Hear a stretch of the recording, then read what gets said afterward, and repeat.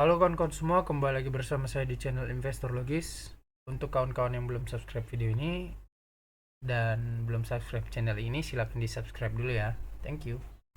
Hari ini kita akan membahas sektor yang paling aman untuk investor pemula. Nah, IHSG kita berada di 7.174. Oke, dia sudah mulai pulih. Nah, dari seluruh sektor yang ada di IHSG di pasar saham kita, ada sektor barang konsumen primer, barang konsumen non primer, energi, teknologi, kesehatan, properti, barang baku, transportasi, keuangan, perindustrian, infrastruktur. Jadi dari kesemua sektor itu, sektor yang paling saya rekomendasikan dan aman untuk pemula adalah sektor keuangan.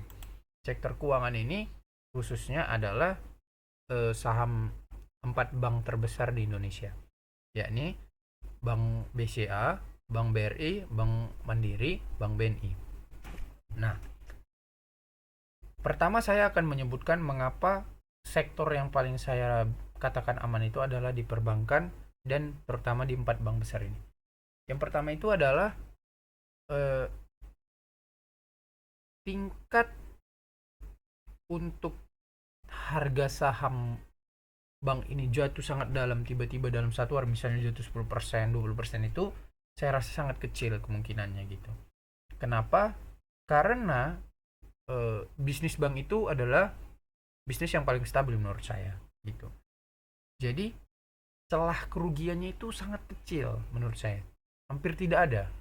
Itu bisnis bank, ya kan? Kalau kita pahami cara mereka berbisnis itu kecil sekali untuk kemungkinan mereka itu rugi. Nah, itu kenapa kalau kita periksa laporan keuangan keempat perusahaan bank ini, mereka selalu untung. Misalnya kita lihat ya, kita contohkan misalnya Bank BCA. Kita pergi ke finansial, kemudian kita pilih yang laporan tahunan anual. Nah, kita lihat laporan keuangan tahunan yang ada di data kita ada dari 2023 yang terakhir terbaru ya. Nah, kita mundur 10 tahun terakhir dari 2013. Nah, BCA tahun 2013 membukukan laba sebesar 14 triliun. Ini laba bersih tahun berjalan kan, 14,2 triliun. Tahun 2014 16,5. Tahun 2015 18 triliun. Tahun 2016 20 triliun. Tahun 2017 naik lagi 23 triliun. Tahun 2018 naik lagi 25 triliun. Jadi naik terus dia. Naik 2019 naik lagi 28 triliun. 2017 dia turun sedikit. Dari 2019 28,5 triliun menjadi 27,1 triliun di 2020. Di tengah situasi Covid, di tengah situasi perusahaan banyak yang rugi, BCA tetap mengalami keuntungan dan labanya cuma turun sekitar 1,4 triliun. 1,4 triliun.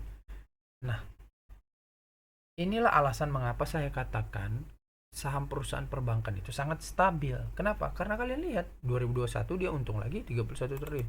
2022 40, 2023 48 triliun, naik gila-gilaan kan. Jadi hal yang pertama kita ketahui adalah BCA tidak pernah rugi dalam 10 tahun terakhir, bahkan beberapa tahun ke belakang juga kalau kita cek. Nah, kemudian kalau kita lihat grafiknya dalam 5 tahun terakhir, nah BCA ini selalu naik dia. Walaupun bergejolak ini fluktuatif ya, tapi tetap pada akhirnya dalam jangka panjang dalam 5 tahun terakhir dia naik 76% ini 76% di luar dividen yang kalian terima gitu kan. Nah, begitu juga sama dengan misalnya kita buka saham Bank BBRI. Nah, kalau kita tarik dalam 5 tahun terakhir, nah dia naik juga. Naik dia kan gini, naik. Dia naik 21% dalam 5 tahun terakhir. Karena ini posisinya lagi turun ya. Kalau kita di sini tinggi juga ini. BRI, kemudian Bank Mandiri. Bank Mandiri dalam 5 tahun terakhir naik juga kan. Naik 83%. Tinggi banget ya, Mandiri paling membukukan tinggi kenaikan tertinggi dalam 5 tahun terakhir. BBNI.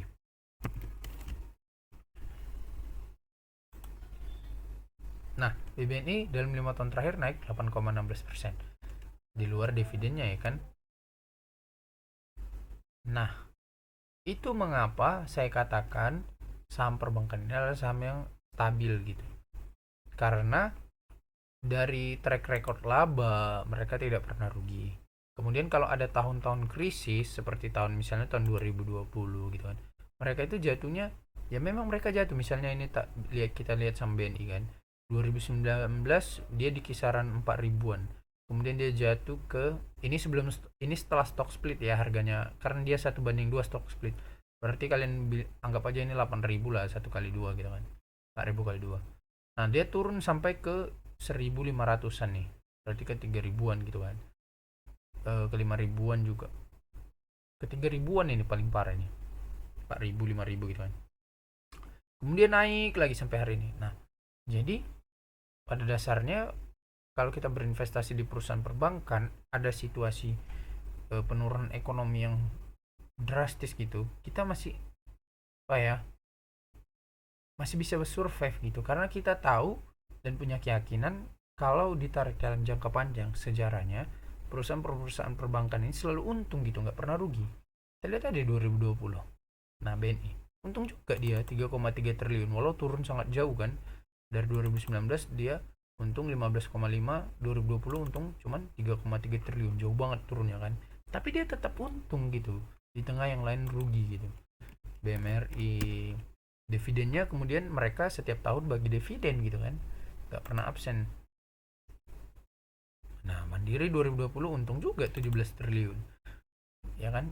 Jadi mereka satu faktornya tingkat ketahanan keuangannya kuat, kemudian harga sahamnya tidak terlalu berfluktuatif. Kalau saham-saham yang lain kan memang harus kita kuasai bidang sektornya, kemudian bisnisnya gimana gitu kan. Kalau perbankan ini investor apa ya, kita katakan lulusan SD aja bisa gitu menurut saya. Dia letak aja uangnya deng misalnya di Mandiri kan, dia nggak ngapa-ngapain 5 tahun, saya yakin naik juga uangnya itu gitu. Jadi ini sektor yang paling aman dan sektor yang paling memungkinkan untuk membuat kita untung besar, eh, dan yang paling aman untuk pemula gitu, karena alasan-alasan yang sudah saya jelaskan tadi.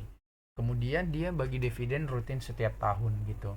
Jadi kita dalam proses penungguan itu kita tetap dihibur dengan eh, nerima dividen gitu kan. Misalnya katakan gini lah. Misalnya kita dividen rata-rata sektor perbankan ini, 4 bank besar ini kayak BCA, Mandiri, BRI, apa namanya, BNI, itu dalam setiap 1 tahun ada yang 2 kali bagi dividen, ada yang 1 kali. Tapi rata-rata dividen yieldnya itu 5%, itu kan 5%. Nah, katakanlah kita menginvest 100 juta. Jadi setiap tahun itu kita masih dapat pendapatan bunga 5 juta gitu.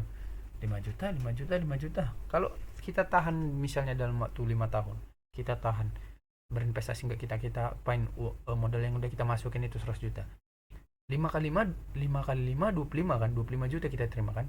Nah, dividen yang sudah kita terima sudah 25% dari modal kita. Nah, ditambah keuntungan dalam masa penungguan 5 tahun. Jadi, simple dia, sederhana gitu.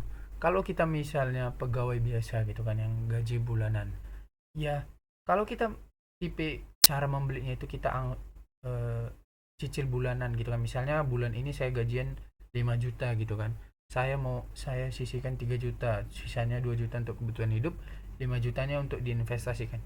Misalnya saya putuskan beli saham Bank Mandiri gitu kan, BMRI, ya udah saya beli 5 juta bulan ini, bulan depan 5 juta, bulan satu dalam 1 tahun 12 bulan kan, 12 kali 5 berarti 60 juta uang yang sudah saya tabung. Saya yakin kalau dipresentasikan uang kita itu naik gitu, walaupun misalnya cuma 4 atau 5% gitu kan, tapi siapa yang mau kasih 5% dari 60 juta kan. Nah kemudian dapat dividen lagi kita kan, ya udah. Jadi kalau kita baik bulanan terima gaji ataupun kita langsung masukin jeplek banyak, skenario nya aman gitu, baik ekonomi naik gitu. Jadi Kalau ekonomi naik, kita tetap pasti saham-saham kita tumbuh drastis itu. Kalau ekonomi turun, kita punya peluang untuk tambah beli banyak gitu, supaya kalau dia, karena kita tahu dan punya keyakinan yang kuat, kalau misalnya situasi ekonomi sudah pulih kembali, harga sahamnya akan naik lagi gitu. Jadi kalau misalnya kita kembalilah tahun 2020 kan, waktu situasi lagi kacau gitu, Mandiri sampai di harga berapa, jatuhlah semua kan. Nah, di situ peluang kita untuk beli banyak kan ada justru kan. Jadi dua skenario, baik situasi ekonomi lagi buruk ataupun lagi naik, kita dua-dua memiliki peluang untuk untung gitu. Itulah kenapa saya merekomendasikan untuk investor pemula yang paling aman itu adalah berinvestasi di sektor perbankan, dan secara spesifik di 4 bank besar ini, BCA, Mandiri, BNI, dan BRI. Untuk yang mana yang lebih bagus ya kalian pilih saja sendiri. Menurut saya sih sama-sama bagus semua gitu, baik dari skala keuntungan ataupun dividennya. Tapi memang kalau kita membicarakan kualitas fundamental pelayanan, memang harus kita akui banyak yang membilangkan itu BCA paling bagus gitu kan. Kan terbukti juga kemarin di riset sama apa itu ya, ada mereka lembaga untuk menilai brand bank terbaik di dunia gitu, BCA nomor 1 gitu kan. Jadi itulah alasan mengapa saya katakan sektor perbankan paling aman untuk investor pemula. Oke kawan-kawan, itu saja yang bisa saya sampaikan, semoga bisa bermanfaat dan terima kasih, sampai jumpa. Halo kawan-kawan semua, khusus untuk kamu yang masih pemula dan dari nol sekali, saya sudah menyiapkan ebook untuk belajar langkah-langkah investasi saham dari nol lewat ebook ini. Ebook ini akan membantu dan menuntun kamu sampai kamu sah layak disebut menjadi investor saham. Untuk kamu yang sudah paham dasar-dasar investasi saham, saya menyiapkan ebook ini khusus untuk mendalami metode investasi saham yang saya gunakan, yakni Dividend Value Investor. Untuk kamu yang ingin tahu caranya, saya menjual ebook ini khusus untuk kamu ya. Nah, khusus untuk kamu yang ingin langsung belajar lengkap langkah-langkah investasi saham dari mulai nol sampai ke ilmu terakhirnya, kamu bisa langsung memiliki 3 ebook ini. Semua pengetahuan yang saya ketahui sudah saya tuangkan di sini. Kalau kamu butuh dan tertarik, silakan chat WA nomor di samping ini ya. Terima kasih. Nah, untuk kamu yang berminat belajar kelas online private ataupun offline, silakan hubungi nomor di bawah ini ya.